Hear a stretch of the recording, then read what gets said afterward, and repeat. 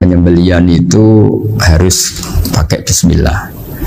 Kalimat harus ini harus dengan arti taruhan sah tidak sah, apa harus sebagai etika, apa harus sebagai supaya kebiasaan baik ini bertahan. Saya ulang lagi ya, misalnya Pak Arifin dawuh teng jenengan cung nyembelih switik kudu maca bismillah. Kalau kamu memotong hewan harus baca bismillah. Kata harus itu apa artinya syarat sah, sehingga kalau tidak baca tidak sah. Apa keharusan dalam makna etikanya harus baca bismillah. Jadi urusannya hanya apa? Etika atau afdoliyah.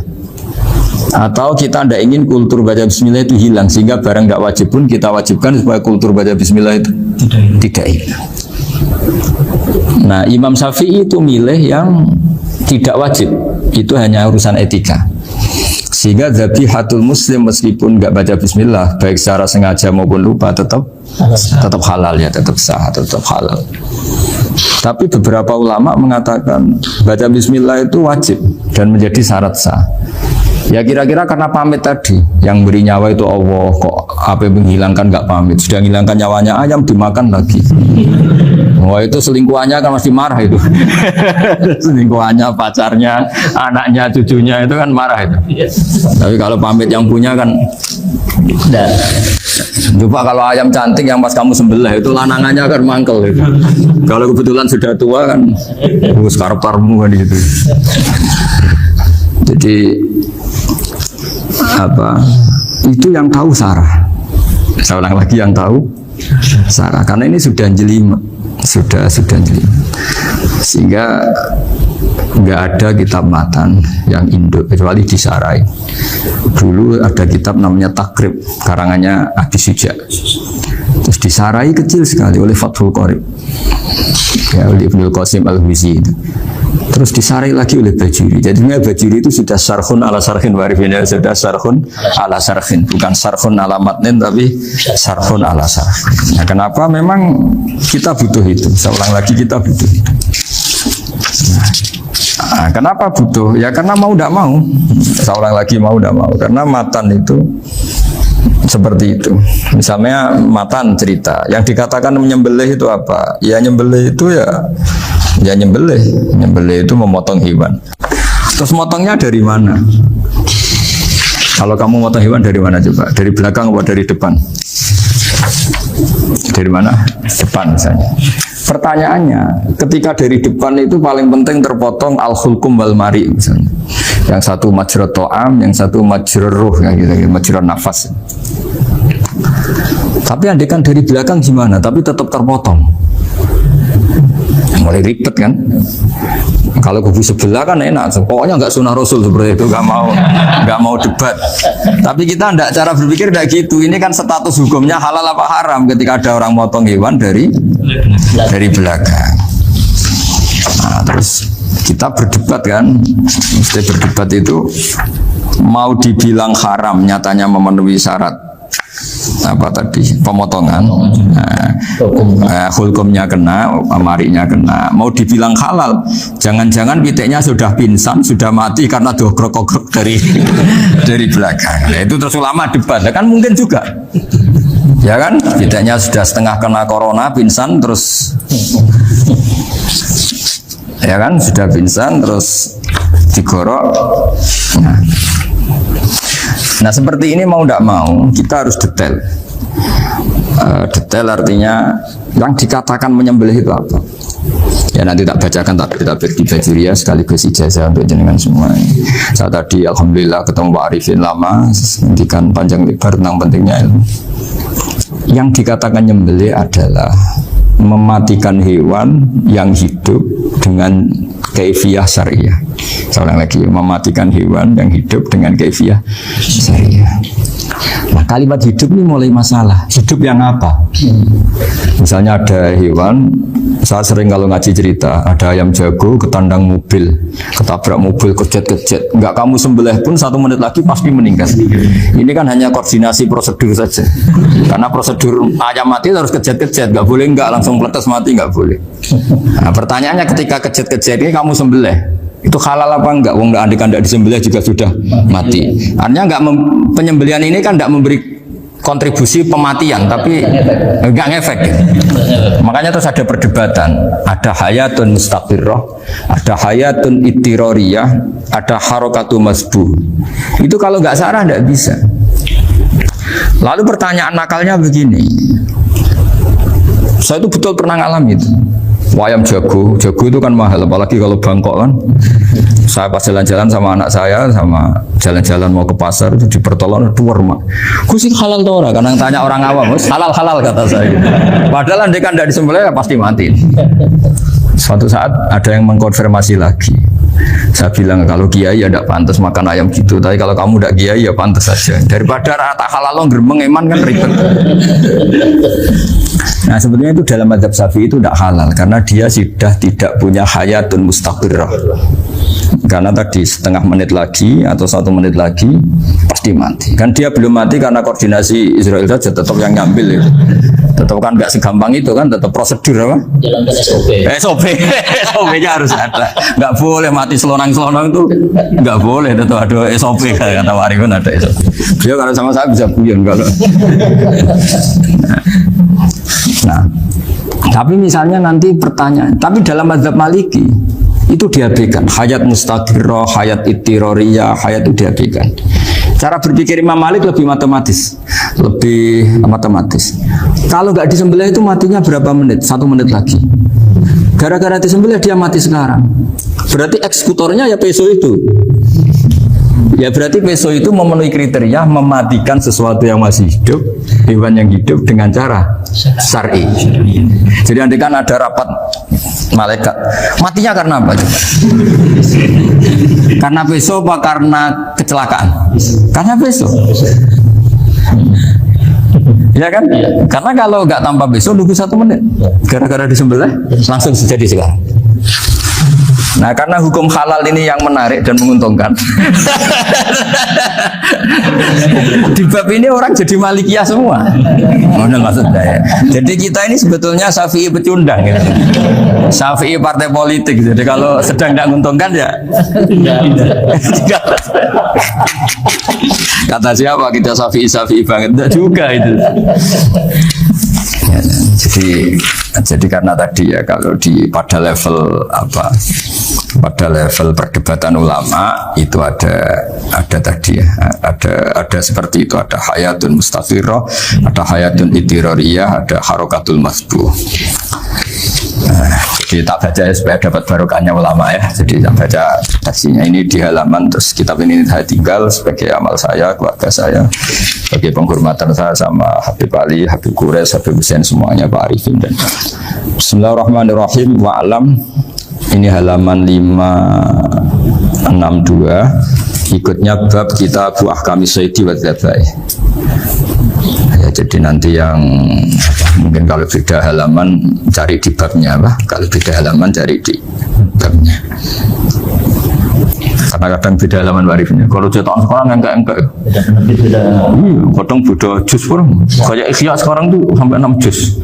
Zaman kita ngaji kan 4 ya. 4 juz. Sekarang ya ada yang 6, ada yang ribet cetakan sekarang ya. Di atas ada 10. Satu Ikhya itu. Hurufnya besar ini. Ikhya biar. Iya, ada yang sama. Karena ngerti zaman akhir paling sudah agak buta huruf. Saya tuh dulu punya guru terakhum sudah sepuh. Itu baca gini nggak bisa, Pak. Jadi kalau di kelas harus dituliskan pakai spidol. Mulang min hajil abidin. Sudah sepuh sih. Kalau ngajar itu nggak bisa jalan, udah pakai beca. Itu yang nulis agak kurang ajar. Nulis sidik gitu pebar. Jadi kadang itu apa itu? Beliau masih semangat, tulisannya habis. Lo kok sentek ceng? Terus ya wes ya. Jadi nulisnya di HVS baru. Ya cepat selesai. Iya. Nah kalau beliau pakai kitab sudah nggak berso itu. Anak-anak wah nulis sidik benang ber. Ribet. Saya ulang lagi ya. Jadi yang mau saya baca tadi itu logika fikih ya. Fikih itu berpikir ya. Di mana-mana namanya menyembelih itu apa? Dari hidup dimatikan dengan kaifiyah syariah. Kaifiyah syariah ini tidak boleh kamu nyontohkan harus disembelih, keliru juga. Karena untuk hewan yang berat atau hewan liar cukup dipanah asal ma'an harodama yang bisa mengalirkan apa? Darah. Jadi Jadi makanya saya umumkan bikaifiyatin syariah Pak Arifin kan tidak harus motong kan bentuknya. Kalau hewan liar kan atau sapi kurban liar kan, sapi kurban ucul liar kan boleh dipanah, boleh macam-macam. Nah kalau tembak bisa diperdebatkan karena ada unsur api Pak Arifin. Jadi bisa debat. Meskipun ada yang bilang boleh tapi bisa debat lagi kan. Karena ada unsur apa? Api Pak Arifin. Iya. Tapi ini saya cerita umumnya bikaifiyatin syariah. Nah, karena kalimat hewan hidup, ada kalimat hidup. Hidup yang apa kan pertanyaannya? Hidup yang sudah kejet-kejet, misalnya sudah koma, sudah kena corona, disentak istrinya, apalagi ayamnya menyaksikan pasangannya diselingkuhi, wah itu udah stroke itu dia harus hati itu. Nah itu makanya kalau orang suka macam-macam itu kayak ayam makanya itu. Saya baca ya. Bismillahirrahmanirrahim. Wa'lam annahu yujadu fi ibaratihim hayatun mustaqirrah, hayatun mustamirrah, harakatu madbuh. Wa yuqalu aisyu madbuhin. Wal farqu bainaha annal hayata al mustaqirrata yakunu ma'ha ibsarun bi ikhtiyarin wa nutqun bi ikhtiyarin wa harakatun ikhtiyariyah. Wal hayat al mustamirrah hiya allati tastamiru ila khurujir ruh minal jasad. Wa harakatul masbuh hiya allati la yabqa ma'ha ibsarun bi ikhtiyarin wa la nutqun bi ikhtiyarin wa la harakatu ikhtiyariyah. Fa yakunu ma'ha ibsar wa nutqun wa harakatun ibtirariyah ini. Wa ba'duhum farraqa bainahuma. Sampai saat terus ini. Jadi ini perbedaan-perbedaan pandangan ulama. Nah, Imam Malik itu mengabaikan semua istilah itu. Sing penting pas mbok sembelih itu kecelok urip. Cara wong Jawa itu kecelok urip. Cek hayat mustaqirrah, cek ittirariyah, cek harakatu masbuh, pokoknya kecelok urip. Ini kecelok urip bisa dibilang masih hidup. Karena kalau bisa dibilang masih hidup, kamu sembelih, tetap nanti rapat malaikat kira-kira gitu. Ini matinya karena apa? Karena kecelakaan. Oh, kalau kecelakaan 1 menit lagi matinya dong. Tapi kan matinya sekarang ya karena disembelih. Nah tadi saya bilang sebenarnya mazhab Syafi'i itu tidak seperti itu. Karena Imam Malik menghalalkan, biasanya penggemarnya lebih banyak. Di bangsa halal itu kan penggemarnya masih banyak. Tapi ya sudahlah, itu masih ahli sunnah karena salah satu dari mazhab. Tapi logikanya juga masuk. Jadi kita bukan sekedar taklid ke Imam Malik, tapi kalau kita ikhtiyat ikut Imam Syafi'i ya monggo, karena mungkin secara medis karena mengalami seperti itu mungkin tingkat kesehatannya apanya sudah ya sudah lah, yang penting makanya terus orang Jawa pinter, nak PTE jago ya halal, nak cilik enggak lah. Itu kan ibarat perdebatan antara kepiting sama yuyu. Yang menghalalkan kepiting itu mengharamkan yuyu. Tahu yuyu yang kecil di sawah ya? Tak tanya, kenapa yuyu halal? Karena amfibi Gus, bisa hidup di dua alam. Memangnya kepiting enggak? Oh beda. Ternyata beda maksudnya. Eman Gus kalau haram. Eman kan kalau yuyu haram kan nggak ngefek kan, kecil. Ini mufti kok. Oh, udah kadang makan selama ini. Iya, selama ini udah kadang makan itu. Makanya banyak kiai yang mengharamkan kepiting sebetulnya, tapi minoritas kan. Minoritas. Tapi yang mengharamkan yuyu mayoritas, wong kecil aja. Jadi kita ribet ikut siapa? Gitu. Kata siapa ahli fikih gak mikir untung rugi. Makanya saya ini bingung, jadi saya ini kan kiai ya, kiai betul, susah kadang jadi kiai. Sebagian guru saya itu mengharamkan kepiting. Nah kalau kayak dolan di daerah Juwono, Mas Nafis daerah itu, penghormatan tertinggi santri itu kalau nyugoi kiainya kepiting, karena itu makanan termahal. Bingung kan dia? Mau tidak makan itu kayaknya dipersiapkan betul Pak Ribet. Sudah ada effort ya. Warna nyari yang mahal kan. Mau makan itu sebagian guru kita mengharamkan. Akhirnya ya darurat tadi, makan sekadarnya. Kalau saya habis 3 pasti israf. Kalau habis 1 prosedur hormat yang nyugui. Itu susahnya jadi kiai. Kalau kamu kan tidak kiai, mumpung gratis. Enaknya gak jadi kiai kan itu Mas. Pertimbangannya mumpung gratis. Sudah gitu masih mun dibutuh mawon, makin dibutuh mawon. Oh digawa tenan. Tapi sebetulnya ada sisi naif dari yang bilang halal tadi. Ketika yang bilang halal, naif itu versinya, tapi ya nggak apa-apa, semoga dimaafkan Allah. naifnya tadi, tapi saya tidak tapi itu masalah khilafiyah ya. Semoga yang mengatakan halal juga benar, karena punya perhitungan iman tadi. Tapi yang bilang halal itu tak tanya, itu halal apa haram? Lucunya jawab haram semua. Ini bahasa Indonesia nggak ada.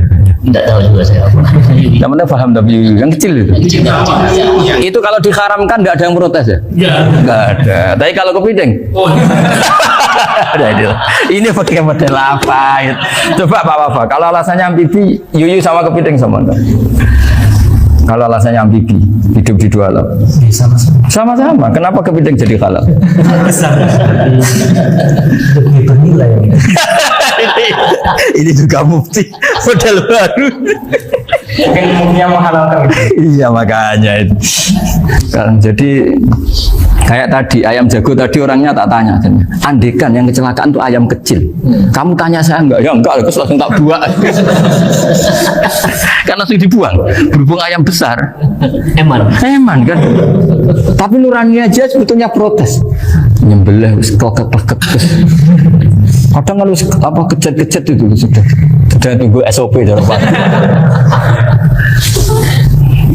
Ya tapi apapun itu ini ilmu harus didengar ya supaya sampean tahu ya, ada hayat mustaqirroh, ada hayat mustamirroh, ada hayat ittiroriyah, paling enggak kita ngerti lah. Karena nanti di bab B ya nyun sewu di bab apa B itu ya nanti enggak sahnya karena apa? Tidak mutamawal. Misalnya saya punya utang sama Pak Arifin ayam jago, tak bayar dengan jago yang mengalami kehidupan sudah seperti itu, kan tidak sah. Meskipun itu hidup tapi sudah tidak hayat yang mustamir, tidak normal. Jadi ilmu itu apapun tidak cocok kita karena beda mazhab misalnya, tetap sebagai apa? Ilmu. Jadi jangan pernah anti ilmu meskipun kita tidak cocok. Dulu saya itu heran sama Abu Hanifah karena membolehkan merujuk wakaf. Wakaf itu kan nggak boleh ditarik kembali dalam mazhab Syafi'i dan hampir semua ulama bilang gitu. Tapi kalau kata Abu Hanifah, jika nazir yang nerima itu tidak sesuai rencana kita, keinginan kita, itu boleh narik kembali. Fa innal waqfa atiyatun mahdhah, kata beliau. Wakaf itu ya pemberian normal saja. Suatu saat ada peristiwa gini Pak Arifin, ya, ada orang kaya raya mewakafkan tanah itu senilai kalau nggak salah itu 60 miliar. Singkat cerita beliau bermain apa ya, bisnis apa itu bangkrut. Kemudian itu belum disertifikatkan wakaf. Kemudian nggak ada yang disawang Coro Jowo, nggak ada yang dilihat, terus mau dibeli sama nyuwun sewu, sampai yang mau beli yang mampu itu non muslim. Singkat cerita ada orang kaya muslim yang mau beli itu, tapi ada problem karena itu wakaf. Tapi kalau nggak dibeli itu malah dibeli non muslim. Tanya saya jawab nggak apa-apa, dibeli saja, ikuti mazhab Abu Hanifah. Karena kalau mazhab Syafi'i itu nggak sah semua pembeliannya. Tapi apa artinya mazhab kalau kita berpikir nggak sah, tapi yang jual melakukan? Nah itu yang nggak dipikirkan oleh orang-orang fikih yang di Menara Gading. Apa gunanya kita bilang nggak sah, tapi yang punya tanah tadi tetap menjual. Karena tidak mengindahkan hukum itu, mau apa? Makanya saya bilang nggak kiai tentang Gus itu nggak ada kaulnya dalam mazhab Syafi'i. Saya bilang kamu mengharamkan itu tidak ada gunanya, karena itu tetap dilakukan. Jadi kita pertimbangannya ndak itu, daripada dikuasai situ mendingan kita. Betul. Nah itu sisi-sisi fikih. Makanya ini kita ngaji fikih ndak segampang itu memberi fatwa karena pertimbangannya banyak, Pak. Dari hitam putih gitu maksud saya, ini cerita. Jadi nanti kamu ngerti. Jadi mau apa coba? Itu kan ibarat gini. Hukumnya kita ngajar perempuan itu masalah sebetulnya secara, karena itu ajnabiyah. Tapi fikih mentoleransi li ajri ta'lim, karena untuk belajar gak apa-apa. Kalau sudah jadi fakta itu ribet. Dia maunya belajar sama kamu, dan sekali kamu tidak mau belajar ke yang lain yang potensi menyesatkan. Jadi fikihnya bukan masalah nazar lagi, sudah penyelamatan. Ribet kan kalau sudah begitu. Saya punya kenangan yang menurut saya itu harus jadi trauma. Siapapun harus jadi trauma. Ini cerita sedikit. Ini masih ngaji fikih, pertimbangan. Ada orang itu sangat khusyuk, Pak. Sangat khusyuknya di rumahnya Pak Wafa itu nggak ada TV, nggak ada motor, nggak ada apa saja. Ketika anaknya berkembang agak dewasa, itu pertama naik motor itu ya utang jasa sama kawan-kawannya. Pertama dia ngelihat nikmati TV ya dari kawan-kawannya. Corong Jowo, bek tanggane lah. Padahal orang tuanya ini protektif justru karena banyak tangganya sih nggak pati Islami lah. Ya mereka orang Islam tapi ya nggak sholat, nggak apa. Singkat cerita orang tuanya ini datang ke rumah sana nangis, nangis Gus. Sekarang saya ikrar bahwa mazhab Abah jenengan Kiai Nur Salim, mazhab bapak saya itu, mazhab jenengan itu lebih hebat timbang mazhab kula. Nangis deh. Dulu saya itu agak menyalahkan Kiai Nur Salim jenengan karena longgar di rumah ada TV ada motor. Terus dia cerita. Nah karena anaknya ini pertama bisa naik motor, untuk anak ABG ini kan jasa yang luar biasa.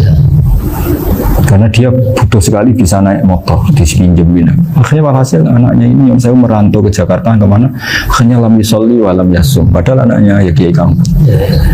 Terus tak ceritanya. Terus akhirnya dia tanya, kenapa sih Gus jenengan sama Abah kok longgar gitu sama anak? Tak ceritani gini Pak Arifin, menurut ilmu al-insan abdul ihsan, manusia itu budaknya kebaikan.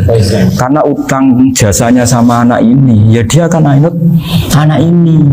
Sementara kenangannya mbak jenengan mbak amui, tidak boleh. Dia baru ngakui ya Gus saya itu nyun saya hanya khusyuk tapi kurang ilmu. Tadi dia hanya berdasar khusyuk. Bocah kok main TV kan pikirannya hanya gitu. Ini cerita ilmu, saya bukan menjustifikasi manapun, ini kan cerita ilmu Pak Arifin ya. Jadi semuanya itu ada hitung-hitungannya. Coba kalau kita terlalu stagnant be anak pertama naik motor jasanya orang nggak sholat ya, pertama roh TV jasanya orang nggak sholat. Coba terikatnya anak ini sama kita apa sama orang itu? Sama orang itu. Bayangkan kalau umur ABG, kalau umur sak pari pun Pak Wafa ini nafsu astagfirullah kan. Iku ya job tuwa nome ya ora. Gaya tok, bareng tua udah khusus gaya tok. Aslinya namanya bodoh. Ya saya sama semua. Cuma saya akan lebih jujur dari biasa. Jadi orang itu harus ngitung gitu. Itu kenapa Mbah Mun tuh kayak alim alama. Setahu saya dalamnya ada TV. Putra-putra ini lihat TV. Meskipun kita tidak mungkiri negatifnya TV, kita nggak mungkiri Pak Arifin ya. Tapi tadi ketika anak-anak ABG itu pertama lihat TV jasanya Tonggoni. Kalau kebetulan tangganya wong soleh nggak masalah ya. Kalau enggak, itu nangis ke rumah saya itu. Nyesel dia. Tapi saya bilang gini, ya, jenengan tiang soleh, mesti anak jenengan suatu saat kembali. Coba pola jenengan harus rubah. Ini hebatnya Nabi ketika Sayyidah Aisyah masih kecil minta diperlihatkan Li'bul Habasyah. Itu diturutin kan masyhur itu. Kayak apa Nabi? Karena kalau nggak diturutin pasti Sayyidah Aisyah akan ngidolakan mainan yang lain yang di luaran sana malah. Itu karena Nabi punya kearifan tadi. Jadi ini kan ilmu, lagi-lagi ilmu. Jadi yang semua itu harus dibaca dengan ilmu. Makanya kata Nabi, ad-dunya mal'unatun mal'unun fiha illa dzikrawah wa ma'alahu aw aliman aw muta'alliman. Karena dunia ini hanya bisa dibaca dengan ilmu. Yang diridhai Allah maksudnya hanya bisa. Saya itu banyak kenal menteri, kenal pejabat. Tapi saya tidak pernah melihat itu sebagai pejabat. Melihatnya itu orang yang ingin belajar agama. Karena sekali salah melihat, yang hidup itu tamaknya Pak Arifin. Yang hidup kan tamaknya. Saya kenal orang kaya kok melihat kaya, yang hidup itu tamaknya, ingin dapat ini dapat. Tapi kalau melihat itu sebagai hamba Allah yang ingin belajar, insya Allah kita selamat dari tamak. Meskipun kita ya manusia tidak sempurna. Setidaknya ketika dia lomo atau tidak lomo, nyalami template apa tidak ngefek karena kita melihat ini mau belajar. Jadi kalau kamu didorong tamak, katanya orang kaya ternyata nggak tahu haknya kiai, ribet kan? Ribet. Ya kalau kamu punya santri cantik ya lihat itu sebagai santri kamu. Jangan melihat ini mau nggak sama saya, kalau enggak ya wah ya ribet kalau gitu. Ini anak-anak muda harus dilatih ikhlas, baru bahaya ini santri-santri sampean kalau nggak dilatih ikhlas ini bahaya. Karena ini belum punya penggemar pejabat, paling ya anak-anak yang ya tadi ABG. Jadi lah Sarah kembali lagi Sarah itu membicarakan itu detail. Jadi ya makanya kenapa orang mati yang lahir langsung meninggal itu nggak wajib disolati. Alasannya fikih ya lucu karena dikatakan sholat mayit di mana-mana mayit itu sabakohu hayatun. Di mana-mana namanya mati itu terdahului oleh hidup. Nah ini nggak pernah hidup langsung mati. Jadi fikih itu kadang lucu. Ya gitu aja alasannya. Kamu nyolati apa? Mayit. Kenapa kok mayit? Ya mayit itu namanya mayit Orang mati. Orang mati artinya pernah Nah itu. hidup. Nah, itu sarah. Jadi ketika matan hanya cerita wasiktu alladzi lam yastahila, enggak pernah nangis, kayak lam yusalla alaih. Sarah bilang mergo ora tahu urip. Kalau enggak pernah hidup berarti enggak bisa dikatakan mati. Iya. Kayak sampean miskin itu kan enggak bisa dikatakan bangkrut. Ya ya miskin aja gitu loh. Kan gitu ya. Karena enggak pernah kaya. Enggak udah kaya. Kayak Mas Nafis nggak bisa dikatakan, oh, itu Qurannya lupa gimana? Nggak pernah hafal. Jadi yang dikatakan lupa itu pernah hafal. Nggak lupa nggak apa, Gus Qurannya lupa, gaya nggak pernah hafal, kok bilang apa? Lupa gitu. Nggak boleh Pak Wafa bilang, saya ini bangkrut apa? Nggak pernah kaya kok bangkrut. Jadi semua itu ada aturannya itu. Nah itu sarah, lagi-lagi sarah. Jadi bahkan banyak yang syarhun ala syarhin. Jadi kayak kitab takrib itu disarai Fathul Qorib. Jadi Fathul Qorib itu sudah sarah. Disarai lagi Bajuri. Nah, itu termasuk cerita itu ya. Cerita-cerita. Kalau baca Bismillahirrahmanirrahim. Ya, wa yakunu qad dzukira daf'atan wahidatan la fi daf'ataini izlam tujad al hayat al mustaqira inda daf'ati saniyah amma idza wujidat al hayat al mustaqira daf'at saniyah fayakhilu al masbuhu aidan.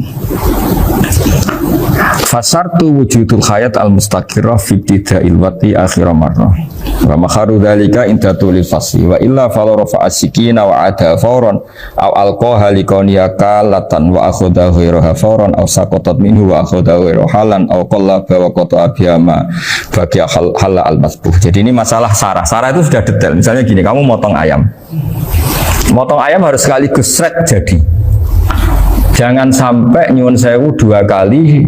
Jangan-jangan misalnya gini, ayam tak potong, pas ke kiri separuh, ya ke kiri separuh apa hulkumnya. Pak Arifin datang, assalamualaikum Gus Pak, waalaikumsalam, terus santai jagungan dulu. Jagungan sampai besoknya itu nggak meneruskan. Bareng-bareng malah salam, ingat lagi ayam saya. Ketika saya meneruskan ini, potensi ayam ini sudah mati atau sudah hidup yang ini masih mazhab Syafi'i itu ya, atau sudah hidup yang sudah tidak normal. Artinya apa? Penyembelian kedua yang mengeksekusi tadi sebenarnya mengeksekusi barang mati. Yang penyembelian pertama tidak bisa dikatakan penyembelian karena tidak sampai mati. Penyembelian kedua berstatus setengah mati. Nah, kalau seperti itu maka haram. Kecuali itu dilakukan secara fauron. Fauron dicontohkan nyembelih ternyata besoknya kedul terus ngambil yang lain, tapi fauron langsung atau terjatuh ngambil langsung. Ya, itu boleh karena ditoleransi. Tapi kalau kalam ajnabi kata tadi mohon Pak Arifin, seperti Pak Arifin alhamdulillah sih. Jaminan mau rawuh. Cari ayamnya asem mana? Ini harus sebar. Ini orang ngawur. Jadi, nah itu sarah. Bicara sampai detail itu sarah. Jadi ada sekian kemungkinan. Jadi ya, jadi termasuk yang diandaikan itu apa? Nah, hayat mustaqirah itu batasnya yakunu maha ibsorun bi ikhtiarin wa nutqun bi ikhtiarin wa harakatun ikhtiyariyah. Hayat mustaqirah itu kalau dia betok-betok itu ya karena karepnya. Maksudnya gini, gamane cara roh pitik wedok engkek ya cek karepe dhewe. Cara dia melihat peso itu karepe ya masih lari. Jadi misalnya ada ayam. Ayam kita sembelih baru luka sedikit. Belum sampai andaikan dibiarin ya mungkin suatu saat sembuh, luka. Terus melihat kamu lari ketakutan karena kamu dianggap gladiator killer lah. Nah itu berarti punya hayat mustaqirah. Tapi sudah kalau kamu sembelih karek ngeriwit, roh kowe serawedi. Ya kan? Mau demo ya sudah enggak berkutik, ya dia berarti tidak punya hayat mustaqirah gitu. Ya batasannya itu joro. Nah, dalam mazhab Syafi'i syarat sahnya penyembelihan harus hewan itu punya hayat mustaqirah. Nah ini sarah ya, jadi sarah itu lebih jelimet. Nah makanya kenapa tidak boleh nyembelih pakai yang tumpul Mas Nafis? Takutnya ayamnya itu ngalami dohtoh, atau kok ditekek. Misalnya sama nyembelih pakai peso tumpul, ini kini ketekek, takut Kan dia misalnya ayamnya jantungan, roh peso wis setruk kan, udah gitu ketekek. Nah itu mati dulu pasti itu. Siksa. Jadi pas diongok-ongok dia sudah mati. Jadi nanti kalau di akhirat, sebenarnya saya sudah mati loh, ngawur. Wah apalagi nganggo keris naga sosro, wah itu sudah gereng sakti kan diginikin dok sudah mati kan. Makanya bahaya nyembelih pakai keris-keris sakti karena sebelum terpotong sudah mati saking saksinya apa keris itu misalnya Baru nempel. makanya nanti suatu saat ada pertanyaan ini boleh enggak nyembelih ayam orang yang rainya itu sangar wah itu haram kenapa oh mesti mati dulu kumisen tatonan apa Ya betul. iya kayak algojo ayamnya jenis apa stroke ya? Jenis penakut pas mau disembelih tidak mati jadi hati-hati ya nyembelih ayam jadi kalau orang kampung Pak Arifin ya orang kampung mudin kampung mungkin kalau orang kota sudah nyuwun sewu nggak peduli kalau orang kampung itu apa itu Pak Arifin kalau nyembelih jago itu sampai apa itu ilatnya dikeluarin dulu Iya. Apa ya? Iya karena takutnya katanya beberapa yang kaget itu kelek apa? Ketelan. Iya ketelan ya. Itu ya ada kearifan gitu tapi ya terlalu ya menyiksa ayam. Tapi memang potensi katanya Pak Arif. Katanya yang ahli-ahli itu ya. Jadi kalau dia jago ya mau disembelih saking takutnya itu kalau orang Jawa kalau takut kan yang ngelek itu ya. Orang Jawa loh ya itu kalau orang takut kan kadang apa kayak nah ayam itu nak ketakut kadang ininya terus apa lidahnya masuk akhirnya pas disembelih ini nggak kena nah makanya terus banyak mudin yang punya ikhtiar tadi pernah lihat apa yang ayam jago itu ilatnya di ya itu ya tidak wajib cuma tidak bisa kita salahkan tapi kata penyembelih yang ini tak tanya eksekutor yang lain pokoknya rodok itu penegus itu saya iso saya belum pernah nyembelih ayam karena ini kan selain nggak profesi saya juga nggak mentolonan saya tapi ini beberapa kefiah ya, yang penting kita tahu ilmunya. Yang paling pokok itu qatul khulqum wal mari. Ya kira-kira dalan sing digo nafas sama digo makanan tadi. Ya tapi itu tadi caranya semua itu harus apa tadi mengalami atau masih punya hayatun mustaqirah. Nah, takutnya dalam konteks nyembelih yang apa tadi? Saya bilang separuh tadi. Itu jamnya normal enggak itu sudah jam 11 ini. Oh jam mati almarhum itu nggak halal disembelih itu sudah maitah ya. 10, 14, 10. Iya makanya saya bingung ya jam. Ya jadi itu Pak Wafa ya pentingnya sarah itu seperti itu matan itu kan asal nyembelih saja tapi di sarah diterangkan jangan hanya nyembelih yang disembelih harus ada hayatun mustaqirah karena dikatakan penyembelihan adalah menghilangkan nyawa dengan cara yang syar'i. Nah, kalau nyawanya saja sudah hilang bukan nyembelih gitu. Nah potensi itu ada ketika jago kamu sembelih pakai yang tumpul ini ada dokhtoh. Loh, hewan itu juga kayak manusia loh karena punya hati ketika takut saja mati. Nah, takutnya ulama kan ini ngalami dokhtoh kayak orang ditekek kan mati kan ditekek kaget contoh gampang gini orang ditekek perempuan kemungkinan mati itu kecil karena murni hanya ngalami pernafasan tapi nak ditekek wong gagah tatonan kan terus dua reaksi tubuh takut sama gak bisa bernafas itu kan lebih cepat toh Mati. kira-kira kan gitu lah ini sudah takut dongok-dongok itu kan nyiksa. Saya sering ketemu orang yang ahli nyari ular, nyari apa. Itu ya gitu. Filosofinya sama seperti orang perang. Harus bikin takut. Iku kewan Gus nak disewentak, iku telelekan. Jadi telelekan itu apa Pak Anda bicara bahasa Batawi ini? Orang kaget terus terpaku itu. Teorinya Khalid bin Walid kan gitu. Kalau perang supaya musuh takut. Kamu tahu saya, kami siapa? Ayat ji'na biqaumin yuhibbunal mauta kama tuhibbunal hayat. Kita ini bawa pasukan yang mereka mencintai mati kayak kalian mencintai hidup. Pasukan kami ini wah darwis, berani modar ya wis gitu. Kira-kira gitu kalau bahasa Jawa itu. Berani mati. Akhirnya musuhnya kan Nah, di antara syaratnya perang kan gitu, harus bikin musuh itu takut, gemeter. Nah istilah lelekan itu gampang gitu loh. Lelekan itu pokoknya tadi loh, kepaku tadi. Nah, agak berkutik. Paham ya? Nah jangan-jangan ayam yang kita sembelih mau wis wedi dongo-dongo mati duluan gitu. Nah makanya terus kata musannaf kalau bisa itu wayakunu madzukira bidafatin wahidah. Kalau itu usahakan sekali jadi. Tapi itu bukan berarti syarat sahnya harus sekali jadi. Kira-kira karena tadi nggak kebayang kan kalau baru separuh tak. Assalamualaikum Gus Pak. Waalaikumsalam Pak Arifin. Seperti kabarnya. Baru itu terus ingat diteruskan lagi. Kemungkinan ini sudah mati apa? Nah makanya ya tapi lagi-lagi ini sarah ya tak baca Bismillahirrahmanirrahim wa yakunu qad umadzukira daf'atan wahidatan la fi daf'ataini fa innahu yahrumul masbuh hina idi. Kalau 2 kali, tapi 2 kali maksudnya yang 1 kali ini mengakibatkan kematian. Dikatakan penyembelian belum sempurna, dikatakan hidup toh nanti pasti mati, berarti tidak mengalami hayatun mustadirah. Paham ya? Jadi ini semoga dapat barokah dari para ulama.